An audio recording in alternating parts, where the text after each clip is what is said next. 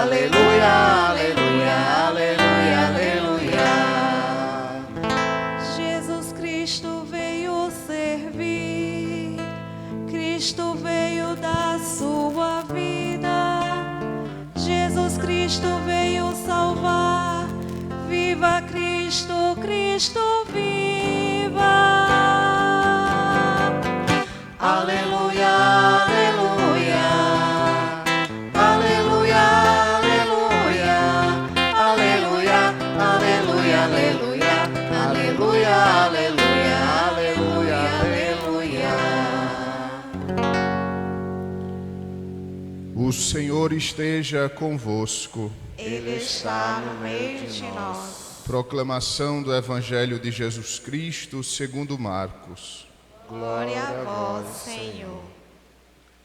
Naquele tempo, Tiago e João, filhos de Zebedeu, foram a Jesus e lhe disseram: Mestre, queremos que faças por nós o que vamos pedir. Ele perguntou: O que quereis que eu vos faça? Eles responderam: Deixa-nos sentar um à tua direita e outro à tua esquerda, quando estiveres na tua glória.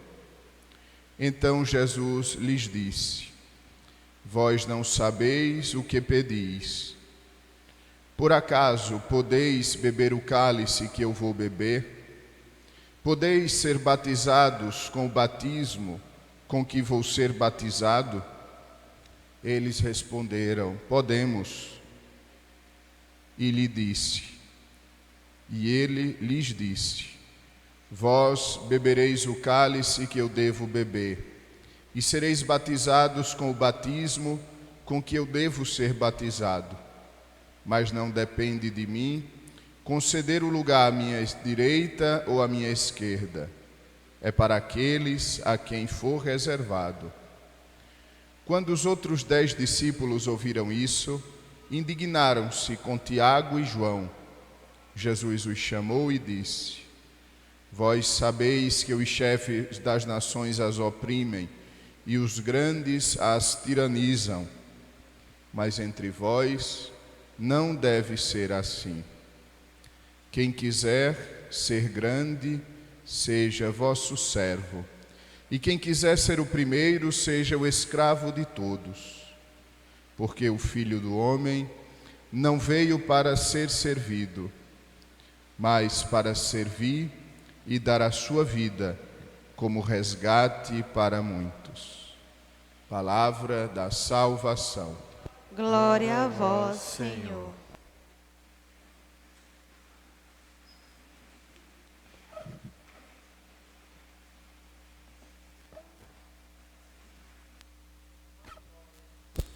Quando nós olhamos para a história da salvação, quando olhamos para tudo aquilo que Cristo fez, realizou em favor de nós talvez possamos nos perguntar: será que não haveria outra maneira, mais fácil talvez, menos dolorosa, menos custosa ao próprio Cristo, para realizar a nossa salvação? Talvez houvesse. Considerando os desígnios providentes e inescrutáveis de Deus, não temos como saber. Mas o fato é que Deus escolheu em Jesus Cristo o caminho que nós conhecemos. Jesus escolhe para a nossa salvação, para nos dar esta verdadeira salvação, Jesus escolhe o caminho do rebaixamento, o caminho do esvaziamento de si mesmo para nos conduzir à vida, para nos conduzir à salvação. E este rebaixamento, este esvaziamento de Cristo, que Ele realiza desde o momento da sua encarnação, deixando simplesmente, ou melhor, rebaixando-se, submetendo-se à nossa humanidade, assumindo em tudo a nossa condição humana, incluindo o sofrimento e a morte, para que assim nós pudéssemos pelo seu sofrimento, pela sua morte, pelo seu rebaixamento e pelo seu esvaziamento, nós pudéssemos então ser elevados, pudéssemos reencontrar a dignidade que havíamos perdido pelo pecado. Este é o caminho que Deus, em Jesus Cristo, escolhe para a nossa salvação. E isto não pode ser desconsiderado por nós em momento algum. Jamais podemos esquecer que o caminho que Jesus Cristo escolheu para a nossa salvação é este caminho que o conduz ao sofrimento, à morte, à dor, para que nós pudéssemos assim reencontrar a verdadeira felicidade, a felicidade de sermos filhos e filhas de Deus. É disto que nos fala a primeira leitura de hoje da profecia de Isaías. Isaías, na prefiguração do servo sofredor, fazendo com que o servo sofredor apresente-se desde já como preparação do Messias, ele aponta o caminho pelo qual este Messias realizará a sua missão.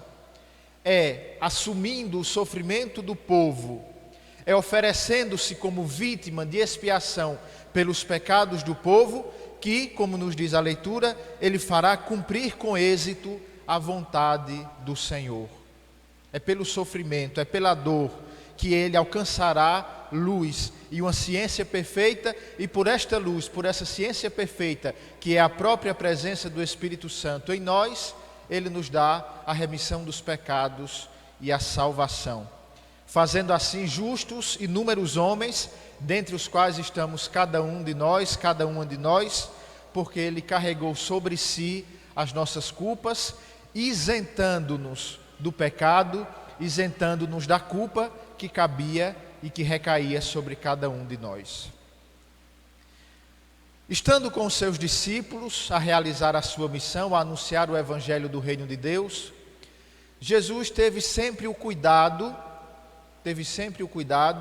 de preparar os seus discípulos para este caminho de dor e sofrimento que ele precisaria vivenciar. Por isso, no Evangelho, o que nós vemos é este caminho que Jesus faz a Jerusalém. Tendo cumprido a sua missão nos outros lugares, ele se coloca a caminho de Jerusalém. O texto diz que ele subia para Jerusalém. E quando o texto fala desta subida de Jesus a Jerusalém, não está falando somente de uma subida geográfica, não está falando somente do fato de que Jerusalém de fato era uma cidade alta, mas está querendo dizer que Jesus se encaminhava, enquanto subia para Jerusalém, para o auge da sua missão, para o pleno cumprimento da vontade do Pai. Por isso, Jesus sobe para Jerusalém e neste caminho para Jerusalém, dialoga com os seus discípulos e busca fazer com que eles possam entender que era necessário que ele tomasse esse caminho, que ele assumisse as consequências das suas decisões, das suas opções, que ele assumisse as consequências da plena e total observância da vontade do Pai, que desejava que ele pudesse e fosse capaz de levar o amor até as últimas consequências, assumindo a cruz, assumindo a morte, para assim redimir e salvar toda a humanidade. Por isso, no Evangelho de hoje, nós vemos, logo depois do segundo anúncio da paixão, esta cena que mostra que os discípulos, embora Jesus constantemente buscasse adverti-los quanto à necessidade de ir a Jerusalém, os discípulos ainda não tinham sido capazes de entender o que significava ir a Jerusalém. Antes, alguns domingos atrás, nós vemos como Jesus repreendeu Pedro, porque Pedro não foi capaz de aceitar que Jesus tinha que ir a Jerusalém, sofrer e morrer para a nossa salvação, chegando a dizer a Pedro: afasta-te de mim, Satanás, porque tu não pensas como Deus, mas como os homens. Pedro, assim como os outros discípulos, não tinha sido capaz de entender o significado, a profundidade e a necessidade da missão de Jesus, que veio, como nos diz no Evangelho de hoje, para dar a sua vida em resgate por muitos. E hoje, mais uma vez, os discípulos, especialmente Tiago e João, mostram que também não entenderam qual o significado do seguimento a Jesus, de caminhar com Jesus a Jerusalém. Por quê? Porque na cabeça dos discípulos havia a ideia, que era a ideia que dominava a concepção do povo de Israel, de que o Messias viria como um libertador político, como um libertador triunfante, como alguém que pela força e pelo poder restituiria a dignidade, o poder e a autoridade do reino de Israel sobre todos os reinos do mundo. Por isso, para os discípulos, pensar na possibilidade de que esse Messias, que era Jesus, que é Jesus, segundo a mentalidade humana, fosse um fracassado, era inconcebível. Eles não conseguiam compreender como Jesus, morrendo, dando a sua vida, poderia resgatar o povo, poderia restituir a dignidade e a grandeza do reino de Israel. Por isso, eles pedem hoje, Tiago e João, a Jesus, que no reino eles possam assentar-se, um à direita e outro à esquerda de Jesus. Enquanto Jesus quer ensinar a eles que o caminho necessário é o caminho de Jerusalém, é o caminho do serviço, da doação de si mesmo, eles, ao contrário, querem o caminho da glória, querem o caminho do status, querem o caminho do poder. Por isso, Jesus os adverte: vós sabeis que os chefes das nações as oprimem e os grandes as tiranizam, mas entre vós não deve ser assim. Quem quiser ser grande, seja vosso servo. Quem quiser ser o primeiro, seja o escravo de todos. Ou seja, quem quiser participar da glória que está reservada para Cristo, da qual Cristo já participa nos céus, que está reservada para nós, seus filhos, seus discípulos e discípulas, precisa trilhar o mesmo caminho de Jesus. Nós, cristãos, não podemos buscar outro caminho senão o mesmo caminho de Jerusalém, o caminho que nos conduz ao sofrimento e à morte. E não porque nós amamos o sofrimento e a morte como fins em si mesmos, não porque nós gostamos de sofrer ou queremos morrer porque isso nos agrada, nos satisfaz, mas porque nós sabemos que este caminho que passa pelo sofrimento, pela dor e pela morte, é o caminho sem o qual não se chega à glória e à ressurreição de Cristo. É o caminho que nos configura a Ele, é o caminho que nos assemelha a Ele de tal maneira que nós possamos dizer como São Paulo: já não sou eu que vivo, mas é Cristo que vive em mim. Trilhar este caminho é assumir como nosso ou como nossa a vida de Cristo, é assumir como nosso o significado do Evangelho de Cristo, que veio não para ser servido, mas para servir. Por isso a igreja, estando presente no mundo, e quando eu falo na igreja, eu falo em cada um de nós, membros da igreja, nós não podemos ceder à tentação de neste mundo encontrarmos a glória.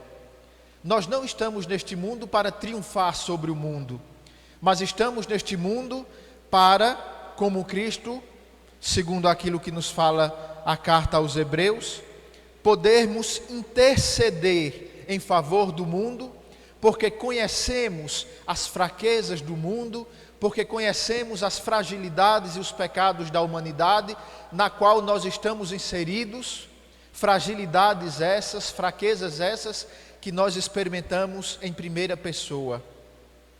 Por isso, meus irmãos, que o Senhor nos conceda neste domingo, neste dia, a graça de sempre estarmos com Ele a caminho de Jerusalém, de sermos capazes de compreender qual o significado deste caminho, qual a opção que fazemos estando com Cristo, sendo seus discípulos, suas discípulas.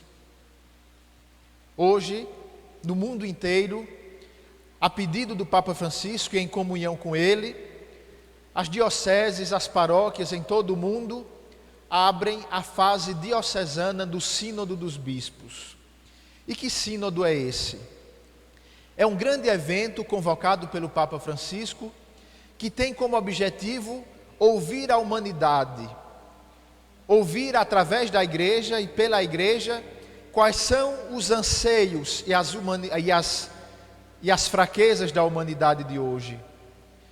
O sínodo quer ser justamente a ocasião de, com Cristo, exercermos o nosso sacerdócio nesta terra, exercermos o nosso sacerdócio pelo bem e a favor da humanidade, e de nos identificarmos com a humanidade na qual nós vivemos, de tal maneira que nós possamos nos compadecer dela, que nós possamos nos compadecer do seu pecado, da sua fragilidade, e assim nos apresentarmos a Deus, intercedendo em favor da humanidade na qual nós vivemos.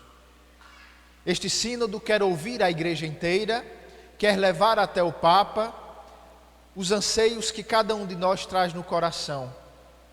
Quais são as nossas necessidades enquanto igreja? Qual é o nosso papel no mundo enquanto igreja? Para que estamos no mundo? Esse é o objetivo do sínodo que nós hoje estamos abrindo em cada uma das nossas paróquias e que posteriormente, com a ajuda do pároco, com a ajuda do bispo diocesano, cada um de nós vai poder vivenciar e entender como pode se ajudar neste caminho de escuta que o sínodo quer fazer.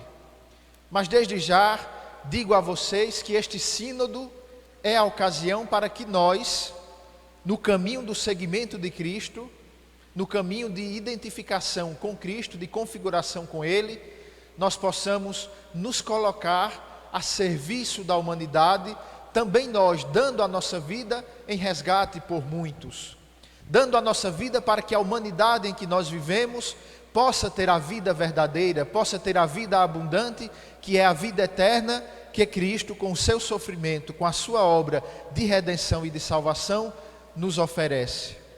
Por isso, peçamos hoje, neste dia, que o Senhor nos conceda a graça de sermos homens e mulheres dispostos a servir, homens e mulheres dispostos a, como igreja, como discípulos e discípulas de Jesus, nos colocarmos à escuta da humanidade para apresentar a Deus, também através da igreja, nossa intercessora, os anseios, os desejos e as necessidades da humanidade de hoje. E que assim nós possamos nos preencher de Cristo, uma vez que nos esvaziamos de nós mesmos, e pela nossa presença no mundo, nós possamos preencher a humanidade, preencher o mundo desta presença salvadora de Cristo, que veio para ser servido e dar a sua vida em resgate por muitos. Assim Deus nos ajude, assim Deus nos inspire e assim Deus nos conduza, de modo que nós possamos sempre com Ele trilhar este caminho que conduz à vida e conduz à salvação. Não só a nossa salvação, não só a nossa vida, mas a vida e a salvação de toda a humanidade.